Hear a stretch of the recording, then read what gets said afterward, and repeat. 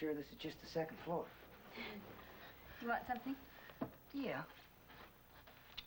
Kiss. And a transfusion. I'll get you a pillow and you can lie down. No.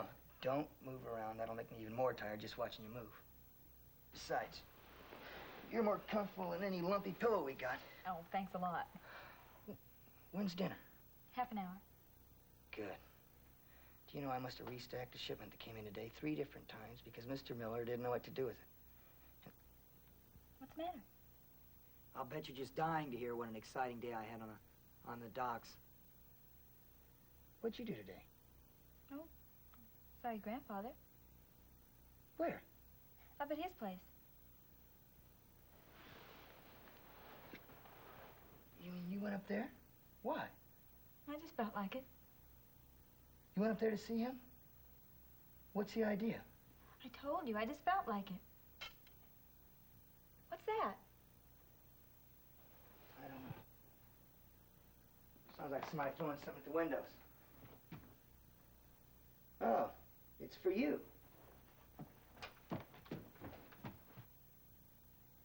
Oh, it's Eddie. What a thing to do, throwing pebbles at the window. No, now he's coming up. Please. Come on. Go ahead.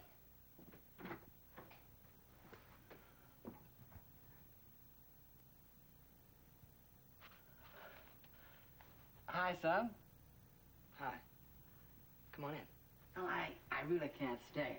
I gotta get back to the tavern in about 10 minutes. But I had such a good time with my girl today, I just had to stop by again and say thanks. For you, Angel. Oh, they're beautiful. So are you. Did you tell Norma about our drive today? No, I just got home. Oh, boy, we really had a day for ourselves, didn't we? This town sure has changed since I left. That new hospital is really something. And the school you kids went to. You know, I thought your grandfather's mill would have caved in by now. But it's one of the things that looks just like I remember it. Yeah, they don't build them like they used to. You know, honey, I wanted to You sure you can't stay for dinner? Huh? I said, you sure you can't stay for dinner? Oh, no, some of the time. Besides, I want our first family dinner to be on me. We'll take a spin up to Boston some weekend, the 3 of us, and do it in style, huh? Yeah, sounds great.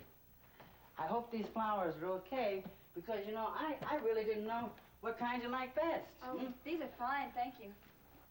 Good night, monkey. Night. Take care of my girl. I will.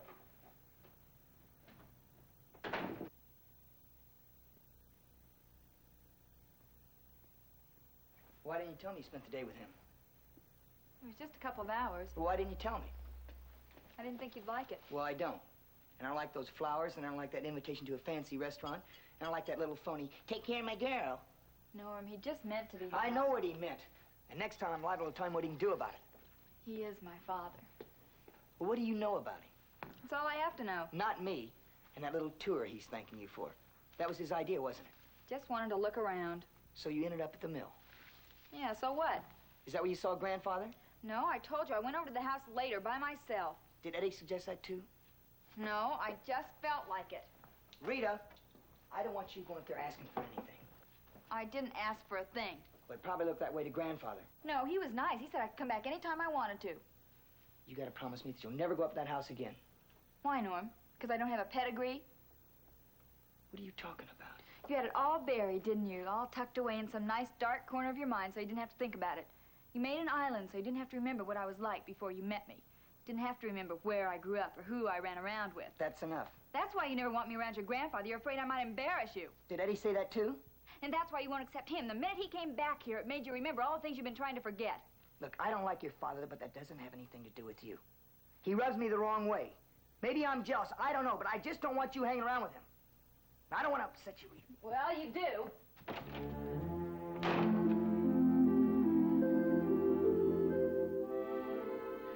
Not the blue one. I don't need it. The instructions say one before each meal. The blue ones are appetite stimulators. My appetite has never been better. In fact, I'm so hungry I could eat a horse. I probably will, what with Cook's marketing ability. Does destroying other people's lives always whet your appetite? I'd be careful, my dear. about making me into an ogre. If I'm one, you're one.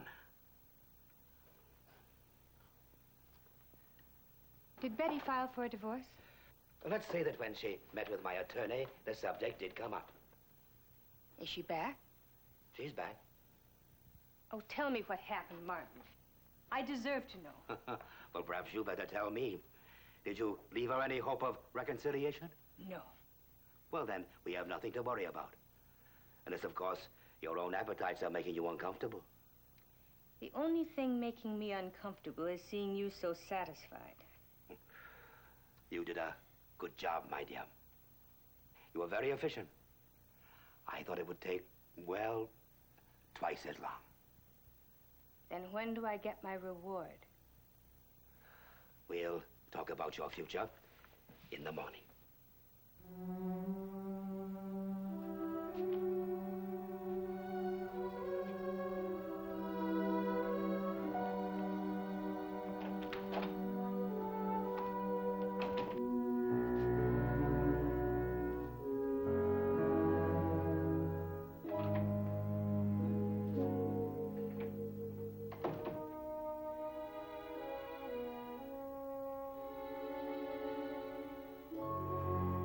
What'd you tell Betty? You scared me. What'd you tell Betty? She got out fast, didn't she, Stephen? And you can't handle that. No, I can't. Because there's something glaringly wrong with the way she's acting. What did you expect? You're a small-town wife? Made a small-town exit. It's as simple as that. Small town explains away everything for you, doesn't it?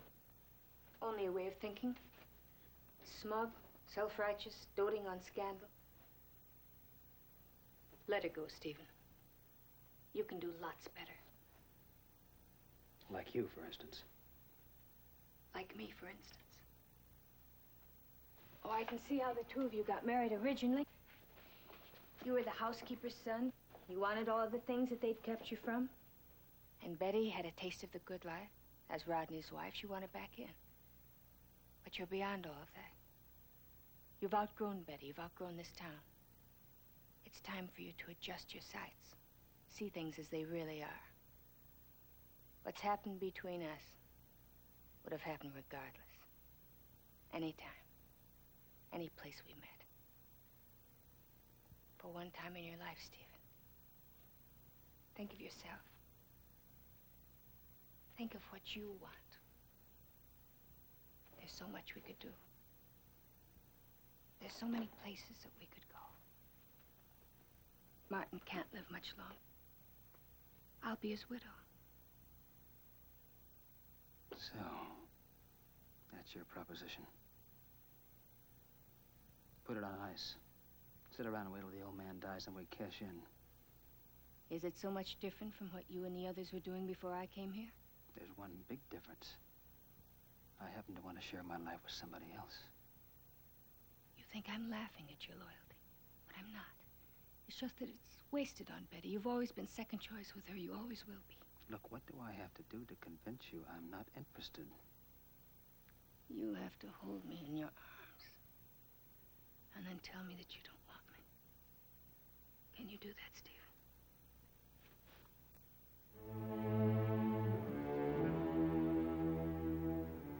You're still fighting it.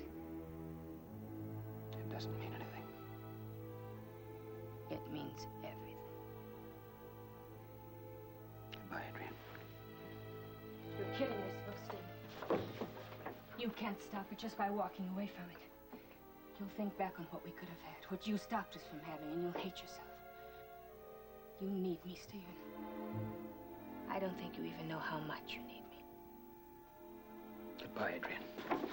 She won't take you back. I told her we were lovers.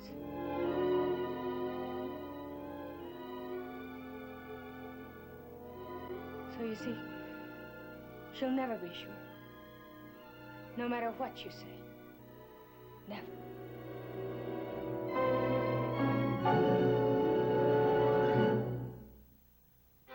Preview from on the continuing story of Peyton Place. All you have to do is make sure that Stephen Cords gets that information.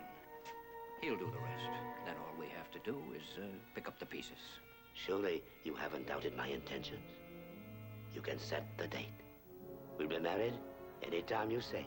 You listen to me. I've said it before and I'll say it again. I'm not God's gift to motherhood. But I'm not about to listen to you tell me what I should have done.